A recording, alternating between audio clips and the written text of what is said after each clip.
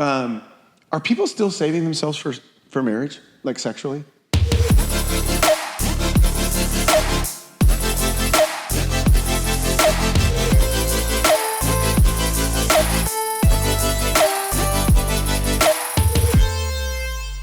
Okay, so I've been talking to him about the wide leg pants. Oh. Can you guys make me not feel alone in this? Like wide leg pants. Yeah, they are coming back.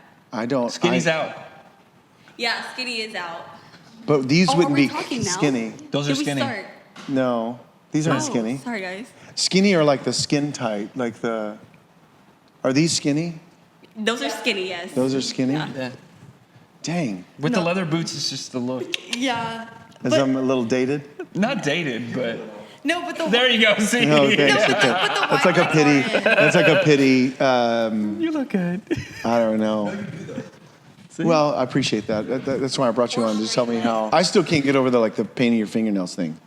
Like when dudes that's paint it their now. fingernails. Yes. Yeah, that's it now. Yeah, the painting the fingernails thing is like so homosexual. With designs. You know what I mean? Like that's just like I can't do that. Maybe that's just like I'm just totally sound like a boomer. No. Which I'm not, but you know. Okay, full transparency. I didn't even want to say it because you just said it's fully homosexual or whatever you said. Yeah. I definitely thought about it at one point. No, you didn't. As a straight man, okay? Like on staff with me? No. When I was like 18 years old. Oh, I would 17. totally be like, you got to take that off right now. But was it? But my lifestyle was contrary. What were you saying? But black nails. Black. With the design, because the clear nails with the design. No. Definitely not clear. Definitely not like a clear paint. But like a black. I definitely thought about it. But why? Why? I mean, I Do know you it's feel like uncomfortable that I'm sitting next to you now? No, I know it's like He scoots away. Who made it? Like Paul Klein does it. Yeah. It was him. Harry Styles. Yeah, that's what it was. Yeah. I think it's just the feminizing of men, though. Oh, 100%. Yeah. You know, you have the masculinizing of females, and you have the feminizing of men. Yeah. Totally. Absolutely. And what's crazy is when it started happening, it was just the nails. And I remember people were like, if you do that, you'll be gay. And I'm like, no. They're like, cool. people, just watch. People are going to be wearing dresses next. And I was like, no way. The skirts. Yeah, but David Bowie, all the way back in the 80s did that. Yeah. That's been like a thing. Yeah, for rock stars and Yeah, stuff. but it's like shock rock, kind of like in Kiss did it. Yeah. You know, Kiss was like way out there, though. I'm like, they don't have no idea. You don't even know. I know. Yeah, like the full on, like the shock rock hair. But hey, they brought up kilts. Kilts. I feel like you're a resident expert on Oh, kilts. yeah, I wore a kilt to my prom. Yeah, so I lived in Scotland, wore a kilt to my prom. No, full on like tuxedo here, and tartan kilt down there. Yo, is that the definition of a body mullet? It's like business up top. Wait, were you with Party underneath. Party underneath. Were you with Pastor Natalie at this time? No. Okay, this was before. This was in high school. I lived in Scotland, and my whole rugby team was like, "You're definitely wearing a kilt." And I was like, "Nah, I'm from Texas. I don't do that." And I loved it so much, I wanted to get married in a kilt. Like it goes hard. Wow. How would you say it? It's pretty tough. It's tough. It's pretty, yeah. It's legit. Like I love a kilt. Like just look at some of them. They have like a real dark tartan. It looks legit. Okay, so now Gen Z panel, what's your vibe about? But it's hard because it's not a generational, it's a cultural thing. Yeah, it is. Yeah, definitely. It's totally the Scottish culture, but other cultures have kilts too. But when I wanted to wear a kilt at my wedding, and Natalie was like, heck no, I'm the only one wearing a dress. And it was like actually like a kind of it was a point of like legitimate tension. Like she was like, we kind of got in a little fight. You dying? Oh, that was so funny. You got like pneumonia? Yeah, not yet. And then, so I did have a bagpiper though lead me in. Yo. So like all my groomsmen walked in, bagpiper, full kilt, and I got married in this 100-year-old church. It was like a big stone church. Oh. There was like 500 people in the room, and we walked in with a kilt and a bagpipe guy. Just imagine the Ed Sheeran. I don't know that. The Perfect song. It's like every wedding after. song. My bad. It was bad joke. Oh yeah. What song did they play on the bagpipes? I don't remember. Oh. My wedding day was a blur. Like it was. I feel that. Yeah, it was just like, whew, Yeah. wait, we got married. Plus, there were so many people there we didn't know because all of our parents were in ministry, so they had like all these different people. But the cool part is I didn't have to buy one single thing for my kitchen. Like literally, kitchen was decked out because of gift cards and gifts. So It's the best. that was the cool part. Were you gonna say something? No. Oh. No. just Hey, got okay, so we have introduce yourselves, pass the mic down. Let's get started now. Yes, hello, my name is Gage Reyes. Gage Reyes. My name is Olivia Dennis. And my name is Madison Hilaire. So Gage, Olivia, and Madison, and you guys are all 19, 19, 22. Yes. So welcome to the People Podcast. Yay. People Podcast. We thought we'd do some fun stuff, a little bit different this time. Instead of one guest, we felt like it'd be fun to have three.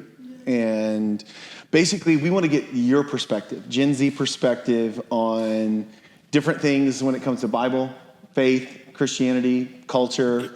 And so I'll start off with something fun and just go like, what do you feel like from your perspective, do you feel like Gen Z is misrepresented? Like, where do you feel like, and it doesn't even have to be biblically or Christian or like any of that kind of stuff. It can be, but where do you find that, man, I feel like Gen Z is misrepresented here? I think in society that Gen Z is like, all of us are lazy. Yeah. Now, I'm not saying like we're not lazy, but I think it's like we have that portion of us Yeah. that like older generations are like, no, they're so lazy. Yeah. They're able to get away with a lot of things, and it's like, no, like we actually do want to do this, and we're so passionate in where we want to go that it kind of is covered by how other people see us. Why do you think people think you're lazy? I think, personally, I think it's because, of COVID, where we weren't doing a lot. And we were at home all the time. So it's like now that we're at home, we got used to that. And so it's kind of like, oh, I'd rather stay at home now. So. Yeah. Are you Gen Z? Mm-hmm. Are you? You're kind of lazy. Sometimes, Sometimes, yeah, All my days off. Lazy bones. There's a meme. I don't know if you guys ever saw it, where it was like, "I'm glad my parents were strict, so I didn't turn out to be one of those Gen Z losers." Yeah. Really? Do you relate to that? Because it's a thing. Where Yeah. it's like, yeah, I'm sorry. Yeah. I interrupted. Yeah, kind of more so not lazy, but I would say I feel like Gen Z is misrepresented by feeling like society looks at them as the burnt out ones, but I really feel like Gen Z actually are the burning ones. Burning ones? The What do you burning mean by ones, that? like they're just on fire. Like when they actually have passion, Okay. they are very fiery in what they're passionate about. Yeah. But Even it if can it's be dumb things? right, Okay. even though it's in the wrong things. Sure. But I've also seen a lot of Gen Zers who love Jesus and are absolutely on fire for them, Yeah. or on fire for Jesus more than. Yeah. Do they all Other go to the generations. Send? Is that where they're Pardon? at? The Send? I didn't go to the. You didn't go to the Send? Or what is the one place? It is the Send. They'll go to, what's that one place, YWAM? Oh, I She did, went I did to go YWAM. Yeah. She's a whammer. You're a whammer. I am. I love it. I love. But, yeah. I'm not gonna make. I love you, but I make fun of YWAMers Oh, it's okay. sometimes. That's okay Everyone though. does. We are in Everyone our era. does. It was Master's Commission. Yeah. You probably don't know what that is. It's like a full-time, year-long internship where you Yeah. pray every day, and you're not allowed to date. But Yeah. okay, misrepresented. Yeah. Where do you feel like Gen Z is misrepresented? I think Gen Z is misrepresented in the people who represent Gen Z, like celebrities and stuff like that. Who can y'all think of as like some celebrities? Like Sabrina Carpenter's and Yeah, they're just like all super woke, Yeah. and I think that's who they define us as. Right. You're Yeah. all woke. Yeah. Are you not woke? No, No. no. Okay. I wouldn't How say would you? so. Okay, if you define woke, how would you go? This is woke, and I'm not. Like, how would you? Liberal, maybe. Okay, so you're not liberal. I'm not. You're not. Okay, No. cool. I voted yesterday, actually. Hey, come on, Yeah. dog. Way to Respect. go. Let's go. Love that. Love that. Yeah. I meet some people that are like, I'm just not going to vote, and that frustrates me. Yeah. Just like as an American, I'm Yeah. like, that's our civic right. Yeah. Yeah. So It's our duty. that's cool. So you think woke is liberal, and you don't like how that is represented, and you think, hey, we're actually, I mean, you said it in very Christian language, which I love, but like the burning ones, and you're like, actually, we're not really lazy, you know. Here's my thing with Gen Z. I actually really love Gen Z. I think they're pretty like hardcore in the sense of like, they're not mushy. They're either like sold out to one identity or they're sold out to another.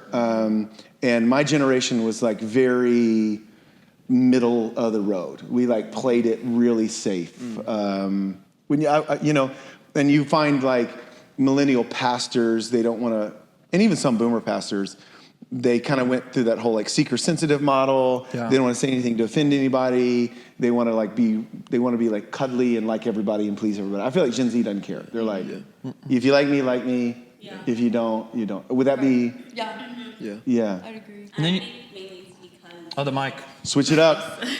I think we're like that because of the era we're in. Sure.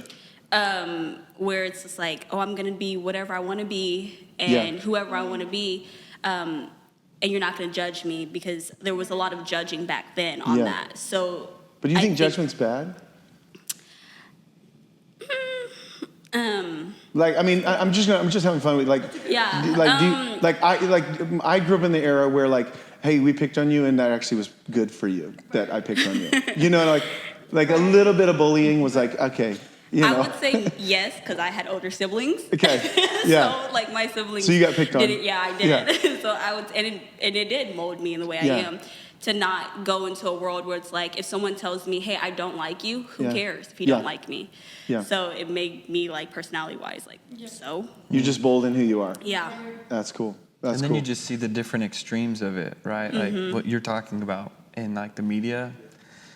My gosh, I feel like that's everywhere. Yeah. And then it's hard too because you feel like you're so misrepresented because not only are they speaking up about it, they're so outspoken about it. Yeah. And it's like with ideologies and lifestyles that you could not disagree with anymore. And then it's like, Yeah. oh, this is how they all are, you know? Yeah. So, So what would be like something that you wished like we could do for Gen Z? Like what if there would be something like me as a millennial, I'm 40, right? So I'm double your age.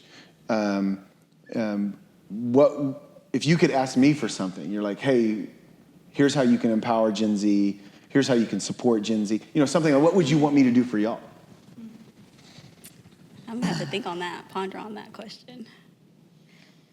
pass the mic. There we go. I mean, it's kind of simple, just like encouragement. Yeah. I mean, just like speaking up for us, not Sure. like tearing us down. Yeah. Yeah, I mean, Does it That's like- bother you like if I poke joke, like have fun and joke? oh no. No, Right. my dads, my parents, my cousins. Okay. Not dads. It's not funny. Yeah. He's not woke. He's not woke. I'm not one dad. He's one not. dad. He's not woke. Mom and dad. What was the SNL bit? You remember gay? Maybe the ambiguously gay duo I've never seen on it. on SNL. I've never seen it. Gary and Steve. No. Was that I've their never seen names? Yeah. Okay. So Yeah. all right. We'll keep going. Okay, yeah. Here.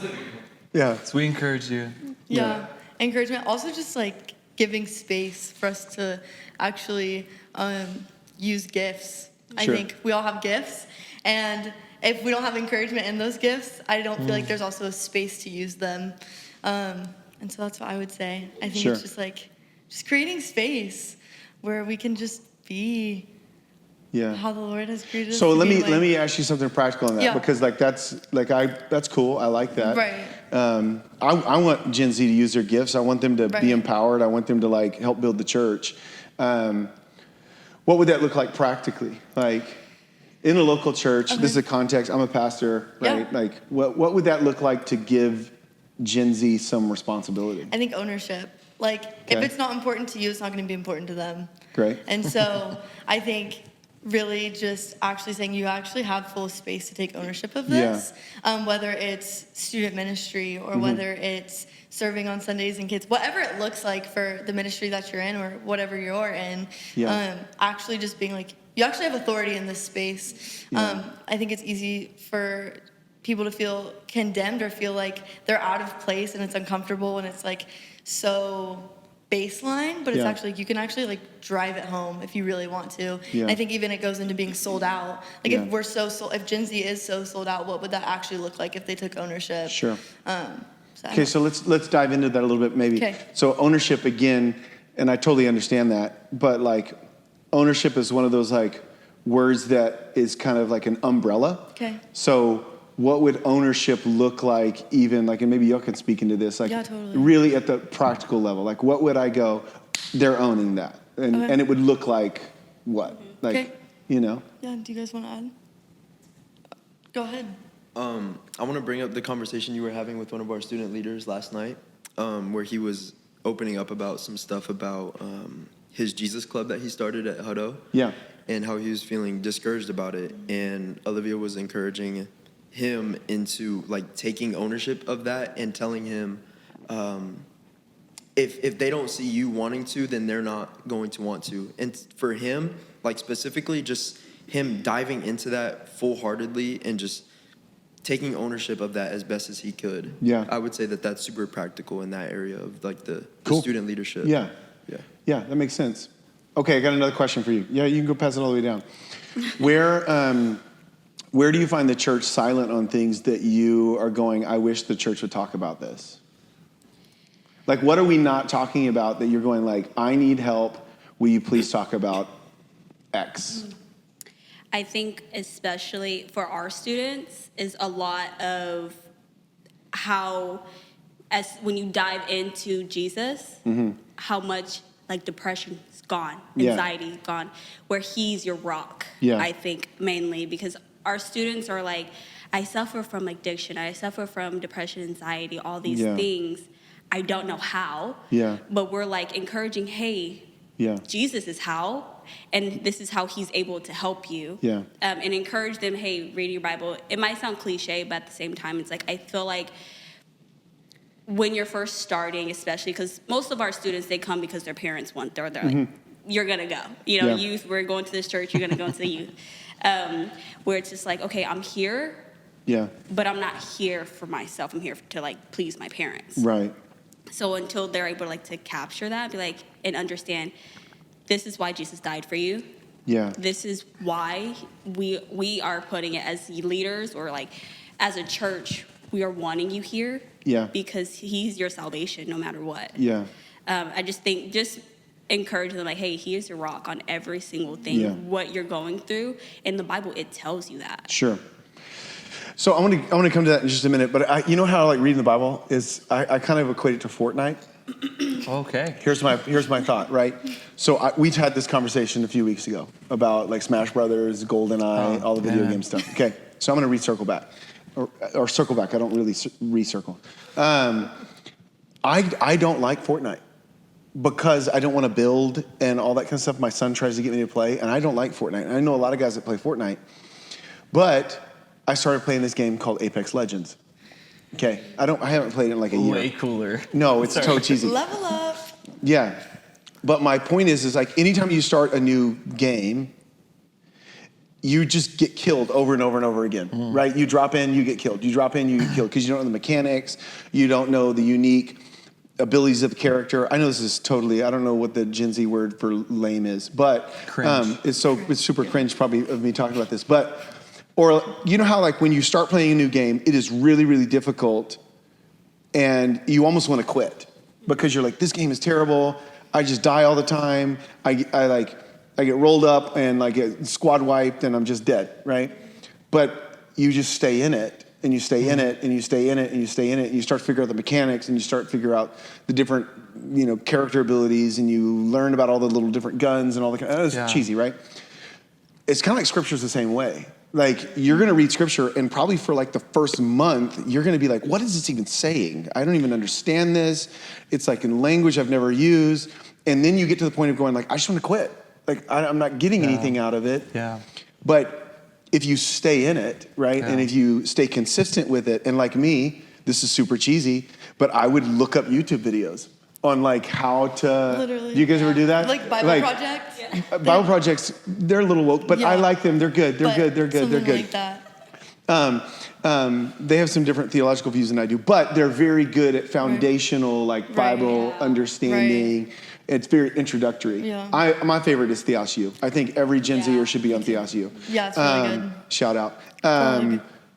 But it's kind of like one of those things of, do you ever YouTube stuff? All the time. And I would like YouTube, and I would watch streamers play The game. the game, and I'd watch how they played it, and I'd watch their movement and what they were doing, and then all of a sudden I would try to apply those things, and then over time you start to get better and better. And I think a lot of people, they try to read the Bible by themselves, right? And you can, and the Bible's great like that. There's a ton of stories where you can just start reading the Bible, and because God's word can, definitely speak to you, and it's great.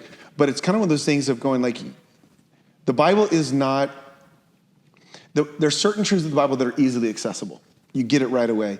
But because the Bible's so rich, it's like you almost need to stay in it for a longer season and then go, where's some supplemental stuff to help me, right? Like I need to watch some streamers. I need to watch, I don't know if there's Bible streamers. Maybe I should start that.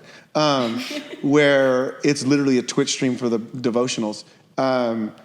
And that's an idea. And then all of a sudden you're like, I got this, right? And then all of a sudden I'm dropping 20 bombs. Just like, pop, pop, pop, pop, pop, pop. I haven't played in like a year. I miss it, dude. I miss playing video games. He's still referencing Apex. The 20 bombs is not Fortnite. No, Fortnite, I just don't like it. It's too confusing. I would call that like King James Version. Perfect. Well, and that's what I'm finding too, like, because obviously, for those who are watching, these guys serve on the youth team with me. And what it is with Gen Z, it's like, whatever they're passionate about, there's obviously people just like all human nature who are just kind of like, whatever. But whatever they're passionate about, they kind of are organizing their whole lifestyle around it, and then they make it their personality. And for getting people in this like age demographic to serve, like I can't do a halfway vision. We've been talking about vision all the time. But I feel like what it is, it has to be such like a radical shift to where like some Gen Zers aren't even going to church at all. So to say, hey, come to church on Sundays, and they didn't have it modeled by millennial parents because of soft, squishy, whatever. It's like a radical like, hey, come. And just what you're talking about reading the Bible, coming to church is like a whole reordering of like. What's like? What do you think your friends feel who don't know Jesus when they come to church? Like, what are your concerns? What are your worries? Where you're like, ooh, I don't know if they'll like this. Maybe you don't care. That was always our concern of like, is somebody going to say something weird? Is the pastor going to do something weird? Are the concerns different now? Like, I think they're very similar. I think if I'm bringing a friend who's not a believer, like I think it's natural to have the questions of like, what if the pastor says something or like, steps on their toes when it talks, I don't know, when it comes up to a controversial topic, whether it's like homosexuality or maybe even politics or just things that we're living in day to day. But I think also there's a part of it too where it's like, I just don't care because this is the reality of following Jesus is like, we actually do live a biblical way according to the Bible, and if it steps on your toes, then maybe check your heart. And I think that's kind of where the rough house of Christianity comes in. It's like Jesus defied the culture of the world, and that's just something as a Christian that you like get to actually lean into. It's really cool when it's like he just completely reorders what you were talking about. He just reorders the way that you live. And there's a discipline there, I think. But I think it's natural to have a concern of like, what are they going to think? What are they, what if they don't come back? What if the pastor stepped on their toes? And it's like, well, all you can do sometimes is even just pray with the seeds that were planted when they came to church or to a youth event or whatever it looks like. But that's what I would say. I think the concerns are like natural. I also think, especially because now there are churches that are like,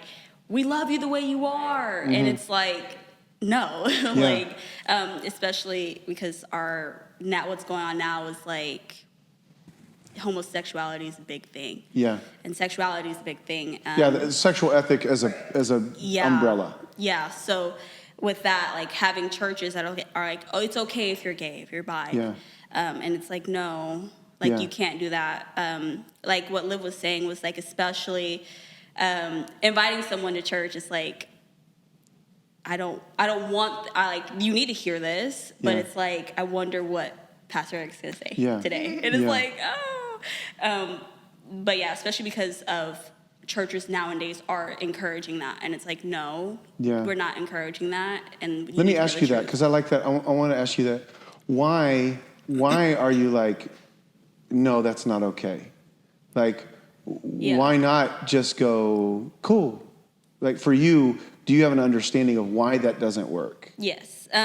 So in the Bible, it tells us that God made us man and woman. Yeah. Not to marry man on man and woman Yeah. on woman.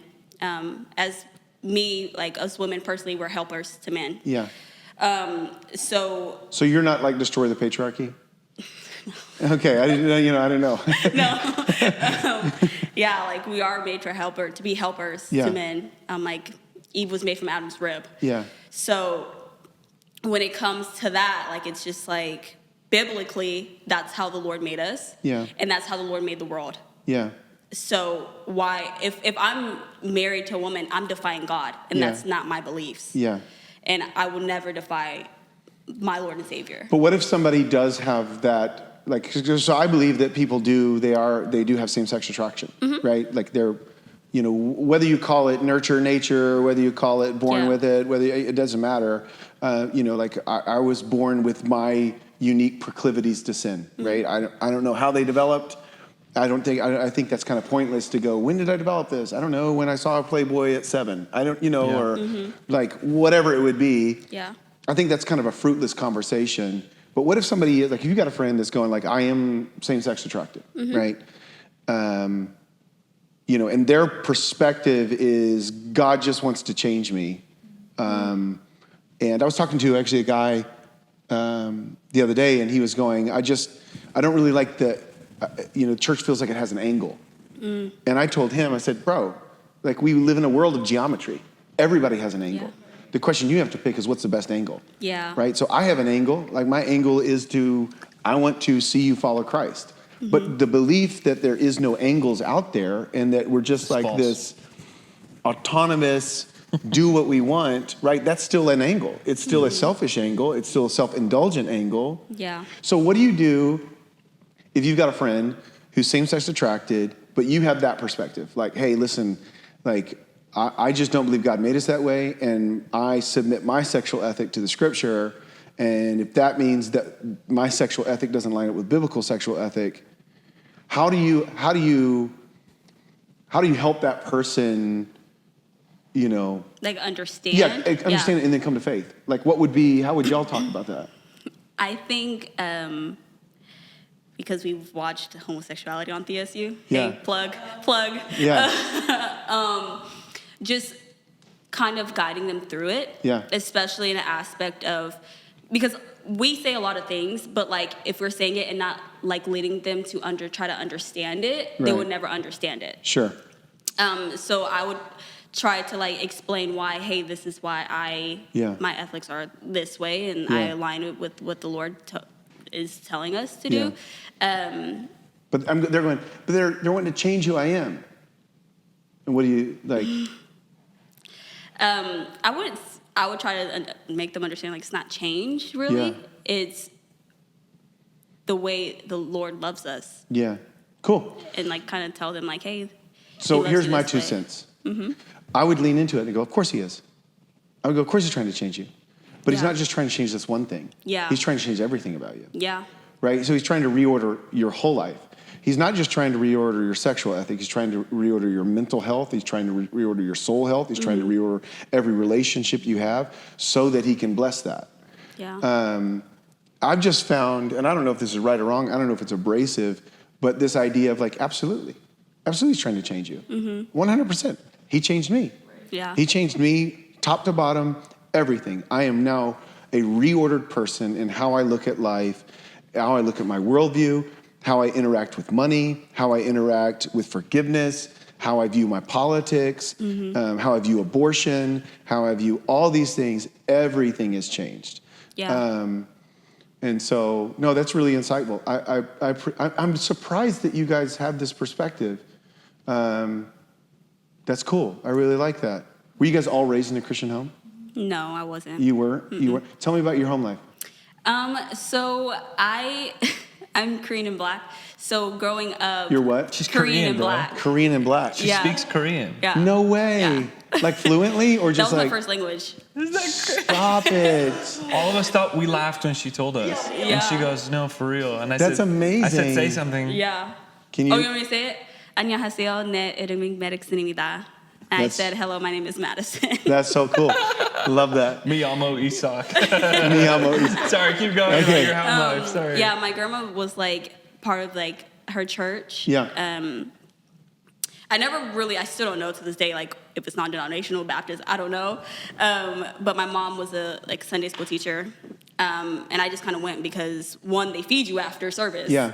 That's like big communion. So I'm like, I'm Wait, just did you there go for to the black food. church or Korean church? Korean church. Okay, wow, okay, yeah. Yeah, they feed you afterwards. Yeah. Like a big feast. So Yeah. I'm just here for the food. Yeah.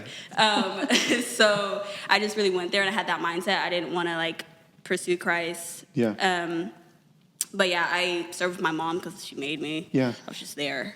Yeah. And then last year, October 21st. Yeah. I gave my life to Jesus. Wow. So, and it's just like, before then I was like depressed, severely depressed, Yeah. anxiety and stuff like that. So it's just So what like, led you to Christ? I just coughed. Sorry.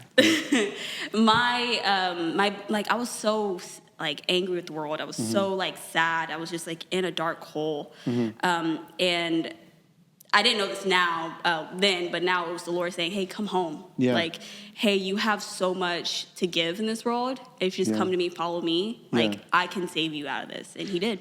So what did that look like? You were praying one day, you were depressed one day, and you were like, I need to go to church. Like, and Yeah. did you give your heart to Christ in a bedroom? Like So I was in an emotionally abusive relationship. Okay. And at that point in time, I was just emotionally done with the relationship. And Yeah. I was just like, I'm done. And we had a fight and it was just really bad. Yeah. And then I was just kind of thinking like, why am I here? Like, Yeah. why am I stuck in here? And I was just like, okay, like something has to change. yeah, So my aunt is a pastor's wife. Mm-hmm. So I was like, hey, like, I don't know what to do. You tell me all about like God, and I know like the Bible, growing up with grandma, going to church, grandma, and she was just like, okay, like, what do you want to know? So I was just like asking her questions about the Bible, like, how do I read the Bible? Like, what does it mean, like, to give my life to Jesus? And she was just telling me one day, she was just like, so this is what it means, and the next step, like after you decided to give your life to Jesus, the next step is baptism. And I was like, okay. So like I pondered on it. I was reading the Bible. Okay, so and let I me was- pause you for a second. Yes. Gave your heart to Christ. Tell me about that moment. Was it personal, like a personal Yes, moment? so like I you just gotta was get on in your my knees room. and go like, God, I'm doing this thing. Yeah. So I was reading, first started telling me to read the four Gospels, Matthew, Luke, Mark, John. And I was just like, okay, I'm going to start with Matthew. And the revelation that God gave me was just like, and it was just me, like in my head. Yeah. It was like, get on your knees and just pray to me, just talk to me out loud. And I was like, okay. Yeah. So I got on my knees and in my room, Yeah. full darkness, nothing on, Yeah. phone on do not disturb, all this. And I started bawling. Didn't even start praying yet, didn't start talking yet. And I was just like bawling, like, and I don't know why I was crying. And at that point in time, like I've never felt like so close to anyone. Like I got the chills and I was just like, am I cold? Like what is going on here? And then I was just talking and it was like, God, is this you? Like, am I feeling Yeah. you right now? Yeah. And he was just telling me like, I love you. Right. I'm never gonna leave you. You are so important to this world. Yeah. Because forever in my life, I've always felt like I was alone. Yeah. I was like not enough for the world, especially. And it's just like having that moment of like that clarity, like, no, he loves me. I'm important to him. There's a reason why I'm here. Yeah. Still. Yeah. So I was just bawling. And then after that, I started worshiping actually. Yeah. And Cool. I was literally from Maverick City. Yeah. Not yet. Maverick City? Yeah, Maverick City, yeah. Yeah. And it Very was just cool. on, which is like, what the heck? Yeah. And when was your, like, what was did you go to church service the next week or like, No. you did like self-church? No, I was just kept reading the Bible. My aunt came back from Houston, Yeah. and I told her, I was like, hey, I'm ready to get baptized. Yeah. So I said my salvation prayer, and I got baptized in my mom's bathtub. Oh, cool. Guest bathtub. Okay. Wow. And my uncle did it. Yeah. And he was just like, So when did you go to church? When was your first foray into church? November 1st. So Okay. I actually came here. What made you come here? So my friend, my coworker, she goes to Victory City. And I was like, hey, I'm looking for a church because I was waiting on my sister. And I was like, I don't want to go by myself. I want to go with you. My sister was also on the journey of pursuing Christ as well. Yeah. But I was like, I can't And wait does she for live you. in town, or No, she- she lives in Dallas. Okay, yeah. So she was just like, I was like, I can't wait for you. Like, I need to get community. I can't do this. And so she was like, hey, come to my church. Yeah. So she invited me to church, and How scary was that? oh, so scary. Like, I was like, I sat in the back. Like, I was not, no. Yeah. And they were like, our usher's like, oh, you can sit in the front. Nope, Yeah. I'm good. I'm good. That was a Rooted to Grounded series. It was, yeah, rooted Yeah. and grounded.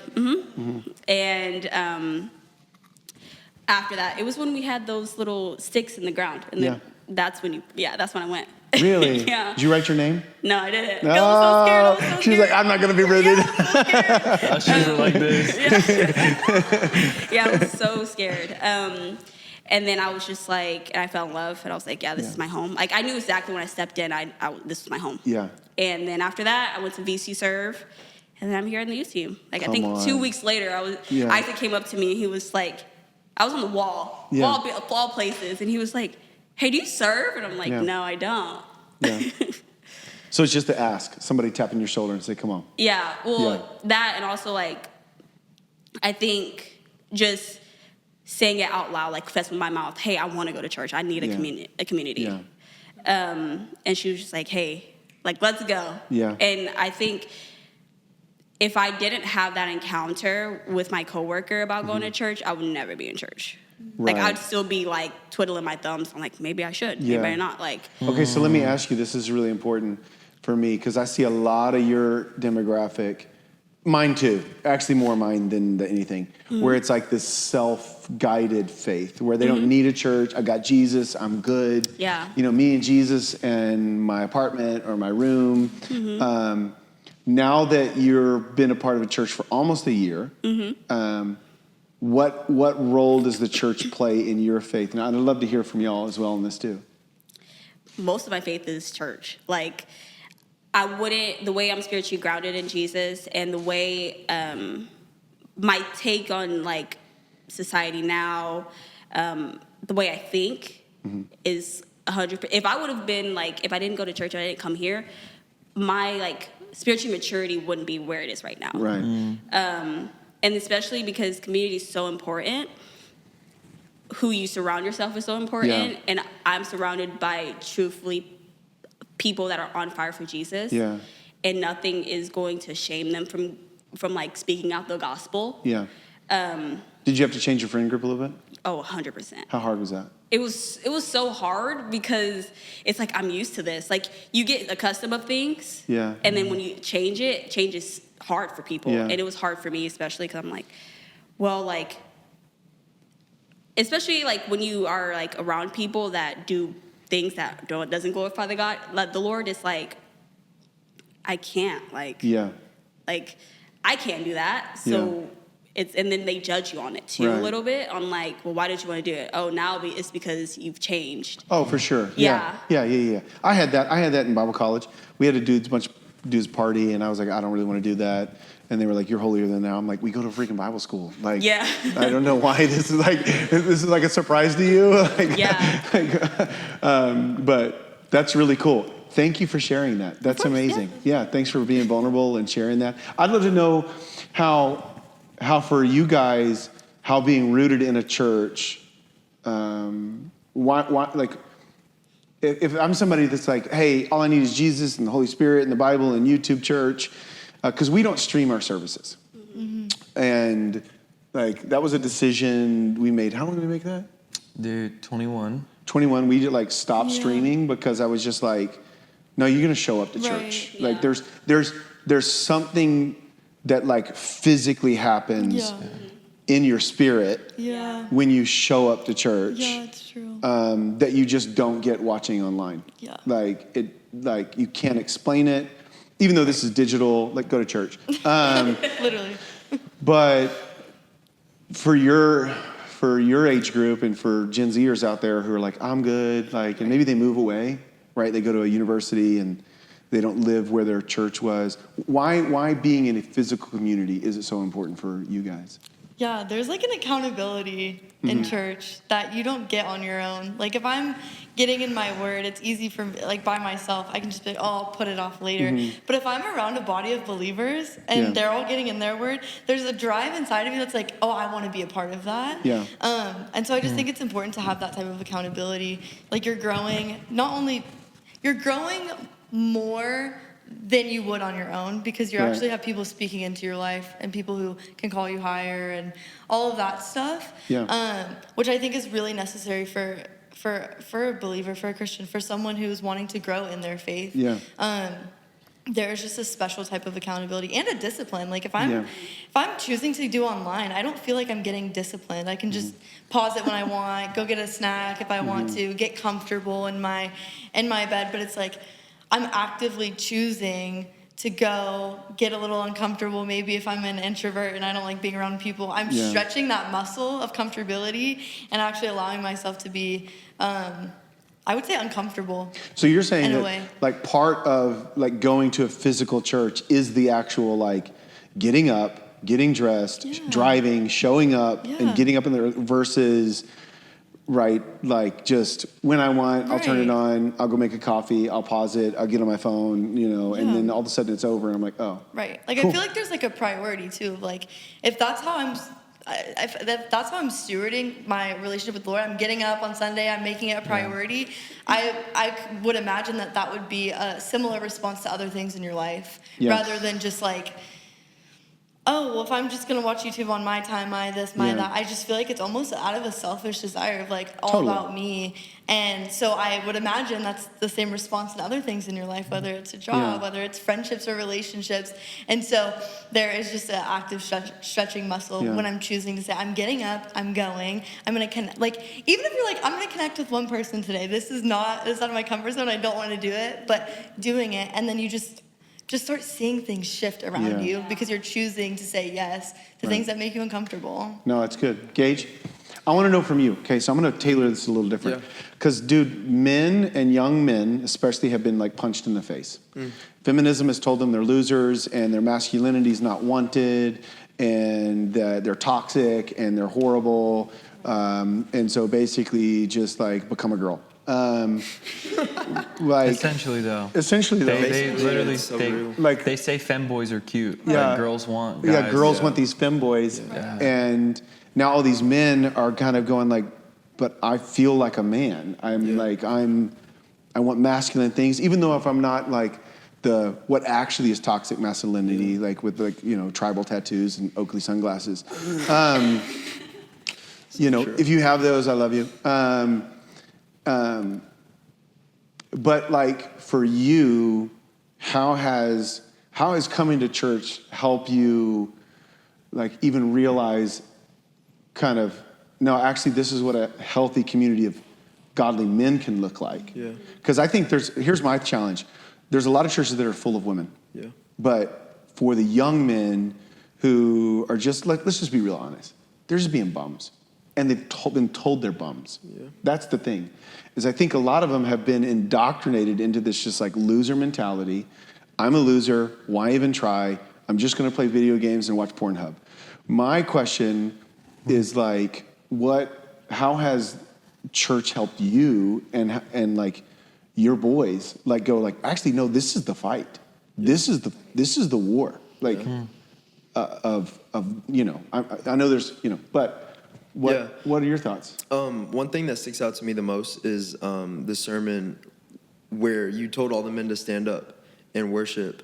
Because I was raised in a Baptist home, we don't worship. My dad was just hands in pockets type of dude. But I would say that one sticks out to me because surrounded by all these masculine men, all these godly men, and seeing them embrace their identity as men in God and worshiping and doing all of those things is just, it's beautiful to see, and having those interactions with those men as well, like yourself, is just it helps you grow. Sure. Especially as me as a young man. It gives you a model Yeah, of like, absolutely. okay, I can do that. I Yeah. can be that one day. I can be married and have kids and have purpose and have meaning. Yeah. No, that's really insightful. I think I'm learning that I think society works better when there's strong men in it. Yeah. Right? Because strong men help women flourish. Right? And you're seeing this now with the whole feminist movement of like, I didn't have kids till I'm, I don't want kids, I want a career. And, Ally McBeal, I know y'all don't know that. But you know what I mean? Like the Chelsea Handlers of the world where you're like, gross. And now there's this new movement of, and I don't think it's totally right, of like trad wives, where it's, have you seen that? Like traditional wives. Oh, yeah. Yeah, where like that's the thing. Like they're making bread from scratch. Yeah, they're making sourdough. And I don't think that's it either, right? I think like super uber domesticated. Super like live on a farm. That's great and cool, but it's like, come on, it's not real life. I just think that society works better, and I think maybe this is where we've done a bad job of my generation and the generations before really mentoring young men. And like the challenge for me, and I see a lot of guys, and I would want to speak to guys right now, like you're 35 and up, and you're so consumed with your career, you're so consumed with like your life and your own journey that you forget that like, dude, there's a real legacy to be had in finding these guys that are 18 to 22 and like going to lunch with them once a month and really taking ownership of, hey, I want to raise some of these dudes up. I want to be somebody in their life that's actually speaking life into them and like, come on, you can freaking do this, dude. Yeah. And it's a fight. It's hard. It's a challenge. And you're going to face pressure on every side. But that's that whole, like the testing of our faith is actually what's proving itself. And then all of a sudden you've got some dudes that are rocking and rolling. Yeah. And society doesn't sway them. They're like, I don't care what you say. Like, you're a bunch of liars. And you're manipulating me. And it looks different, right? It like, some dudes are big, right? And it doesn't mean that that's how you have to look and act and behave. Just don't paint your fingernails. That's kidding. But you know what I mean, right? Like you can still be fashionable. You can still be into fun things, but you have this identity in, man, like I'm a Christ follower. Yeah. And that's how I'm shaping my life. And that's what I'm looking for. Okay, how long have we gone? 47. Oh, we got some time. Okay, I want to know some questions. Are people still saving themselves for marriage, like sexually? Is that like still a thing? Well, some yes. Yeah. I am. Praise God, ladies.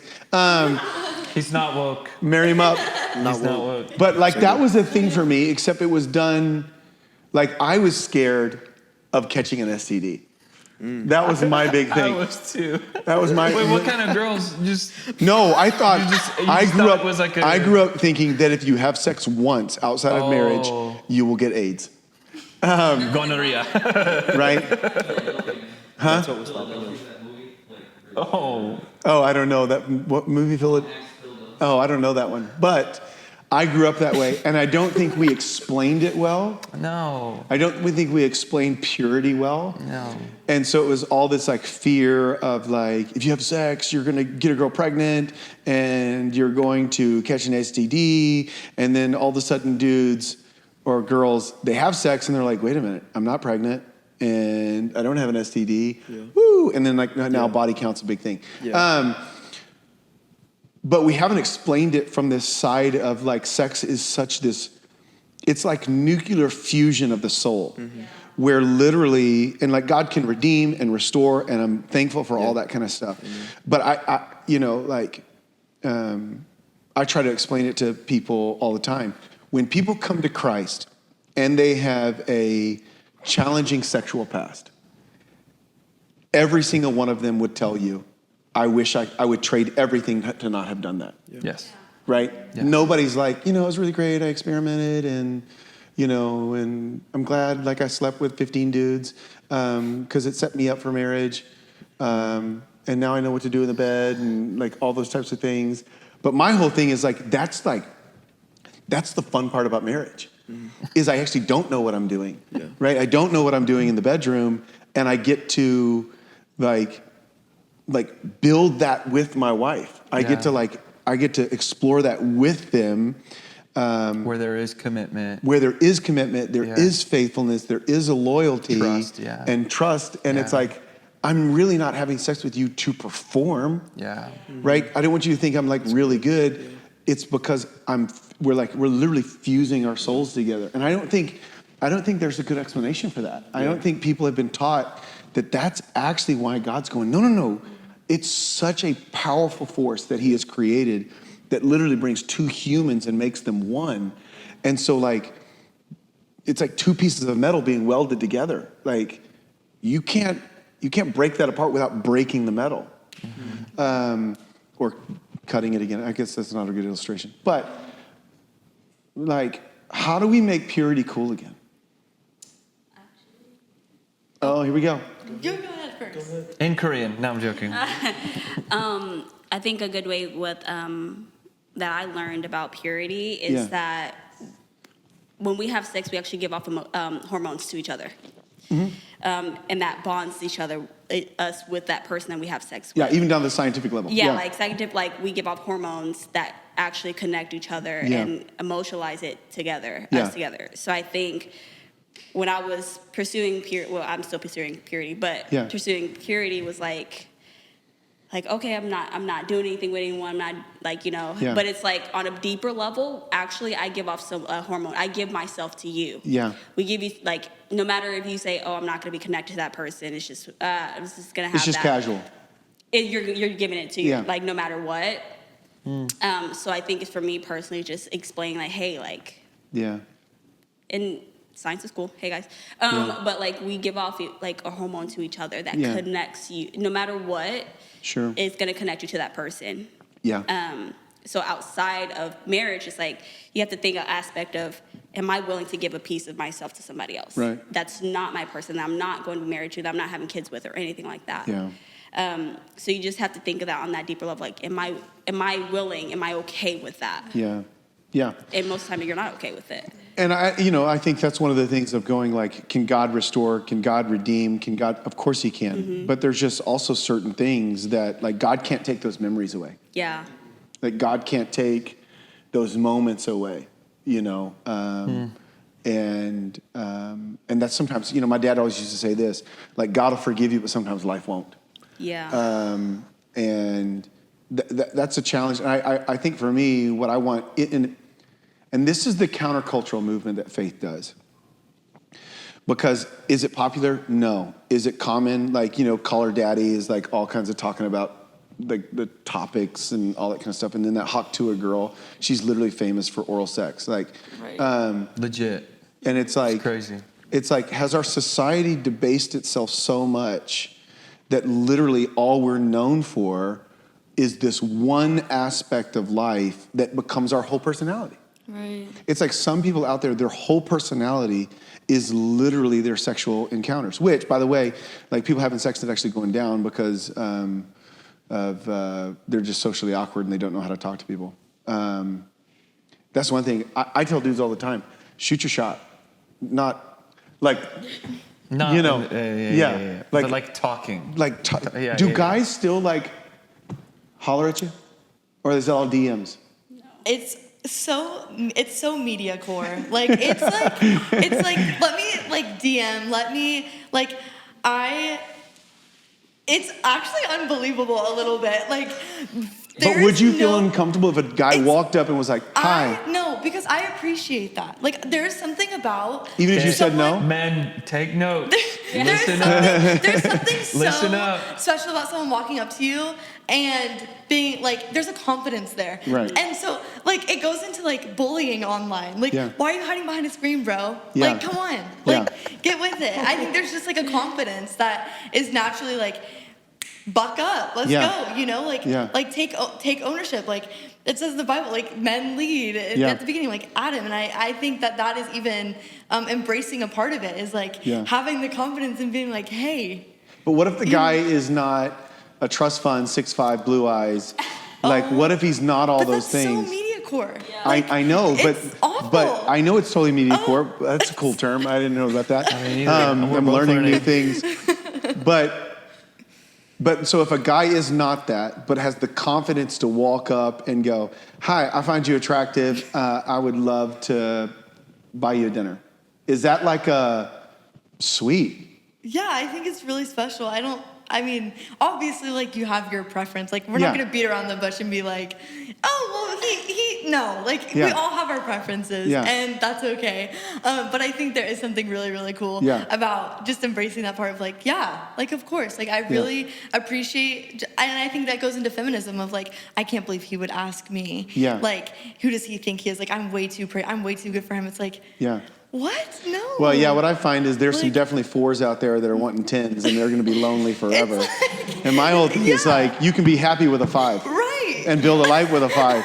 And the whole thing is like, Hey. girl, you are not a 10. Hey, my favorite though is when there's podcast settings like this with a group, and, Yeah. and then the guys, they have a specific woman that they want to hear what their answer is. Like, Yeah. so they'll start with like the opposite end of the room. And it's like, on a scale from 1 to 10, what would you rate yourselves?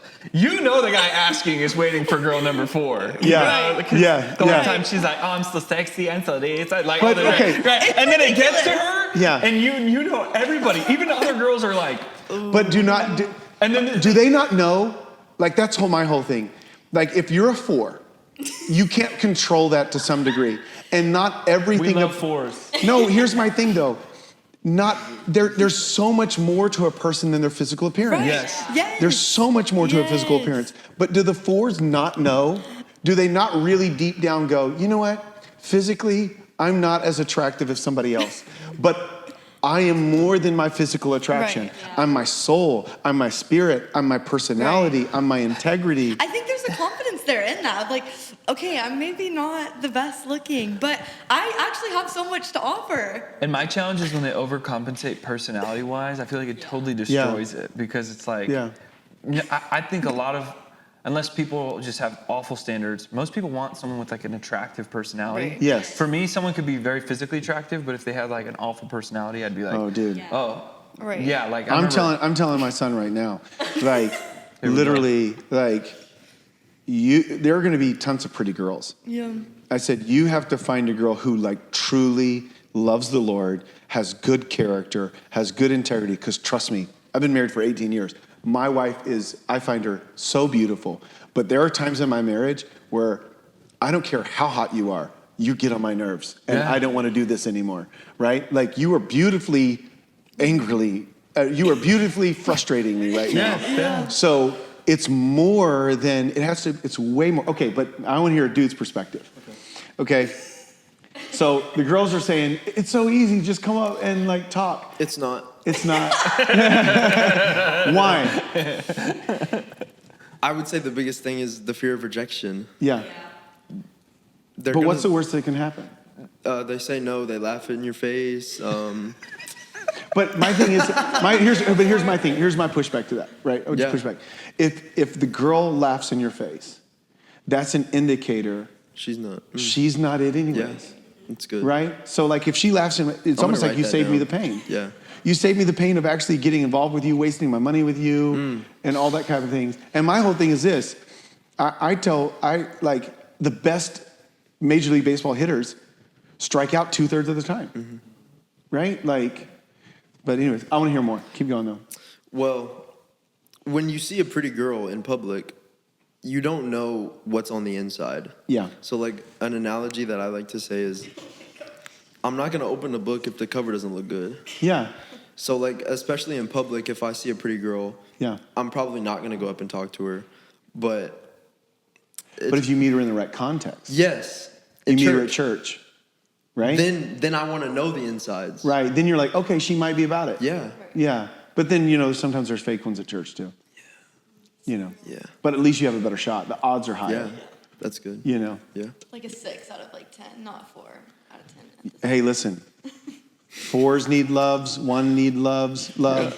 Everybody needs love. And my thing is like, at this stage of my life, my hairline's receding. Oh. Oh no. I'm going gray. I'm getting wrinkles. But like, There's stuff to fix that. Yeah, I know. Yeah. My buddy was like, dude, get Botox. I'm like, I'm not getting Botox. There's something like distinguished about aging.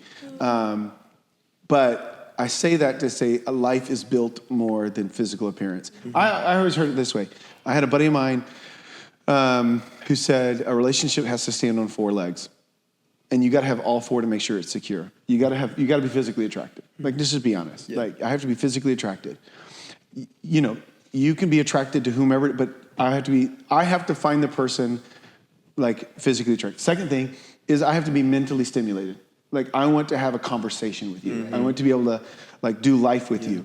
There's got to be something on the personality side where like our personalities, you know, like I like our personality. We can hang. So there's the physical, there's the mental, there's like at the soul level of personality, and then there's the spiritual, right?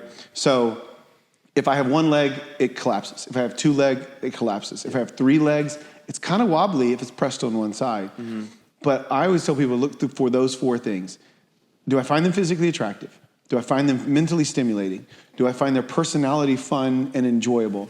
And do I find their spiritual depth meaningful, right? Where it's like, okay, now if I have those 4 ingredients, then that gives me the foundation to know I can actually build a relationship with this person. Okay, out of dating, we're gonna pop around. Gen Z, do you believe that the Bible is like fully God's word? Yes. Or is it like... What, did you always believe that though? That the Bible was fully God's word. Infallible, meaning perfect. And God's word, there's no mistakes. Everything is there for a reason. And it just fully comes from God.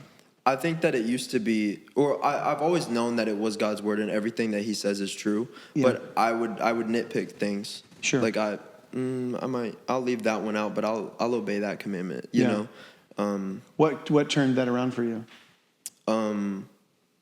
Getting older and spiritually mature and rededicating my life. Sure. And truly understanding. So when did you rededicate your life? I was 16 and I was on a mission trip and we were worshiping and I was just there, like my brothers were there, my mom made me go. But at a worship night, I just I was just on my knees. I don't know how I got there, but I was on my knees. Yeah. And then my brother just comes and prays for me. And then it was at that moment I was just like, knew like things need to change. Yeah. Yeah. So coming home from that mission trip, what did that look like for you to actually implement that change? Because I was a youth pastor for a long time. Yeah. And we had a lot of mission trips highs. Like everybody would be like, "Oh, I love Jesus." Oh yeah. You know, and then they'd come back, and it was like, I left that in Guatemala. Yeah. But like, what was it for you that was like, no, this is now the path? Yeah. So I would say for a little bit, like that high does wear off. Yeah. But then you get to the moment where you're just like, some things I need to cut out, like the bad friends, the things that I'm doing, the things that I'm watching. You know, all those things. And so that's what I did. I cut off all the bad friends, like, and I was literally alone. Isn't that half the battle though? Yeah. Like if I can just remove the influences, like suddenly it gets a little bit easier to follow Christ. Yeah. A lot of it easier. A lot. Yeah.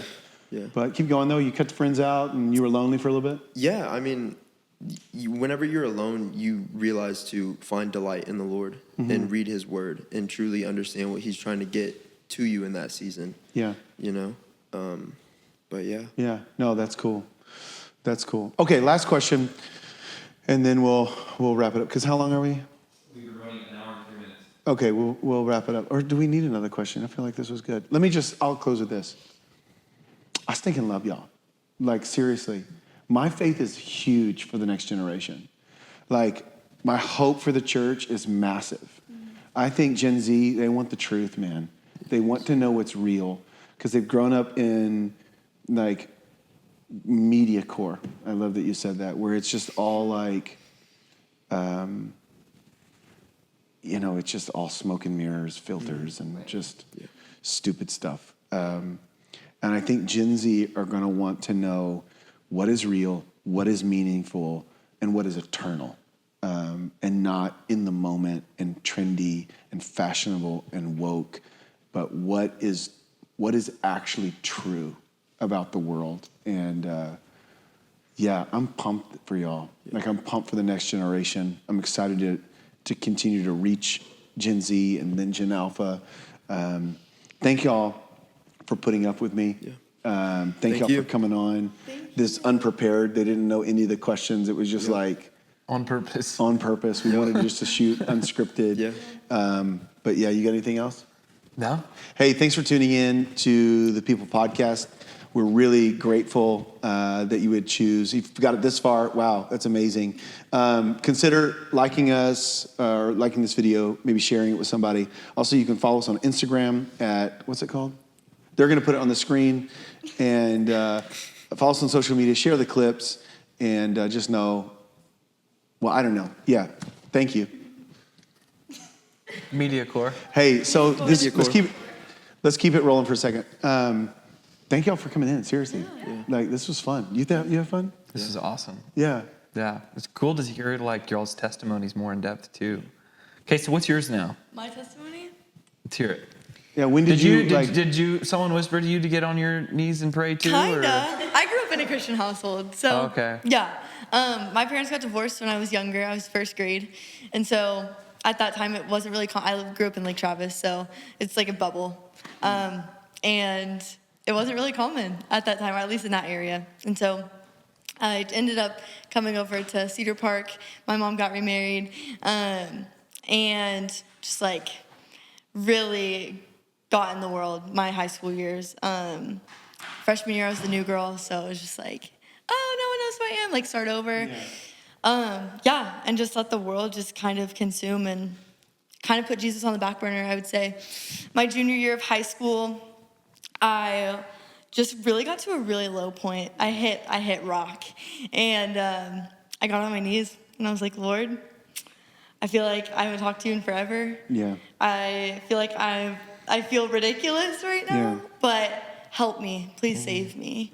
Like I just can't do this.